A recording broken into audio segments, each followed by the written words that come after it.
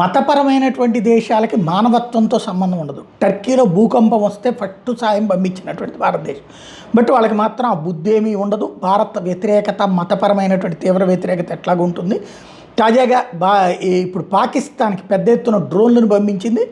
రాబోయేటటువంటి రోజుల్లో మరింత సాయం చేయడానికి ముందుకు వచ్చింది. అటు పక్కన టర్కీ, ఇంకొక వైపున ఫిలిప్పైన్సు, ఇది మాల్దీవులు సహకరిస్తున్నాయి దానికి. చైనా, ఈ 3 దేశాలు పాకిస్తాన్కి సహకరిస్తూ ఉంటే ఆయుధాలు సమకూర్చుకోవడానికి ఇది. అదే సందర్భంలో హమాస్ తీవ్రవాదులేమో యుద్ధ వ్యూహాలకి సహకరిస్తున్నారు. అవసరమైతే మానవ బాంబుల్ని తయారు చేసి అంటే వాళ్ళని పంపించేటటువంటి విధంగా అడుగులు వేస్తున్నటువంటి పరిస్థితి ఉంది.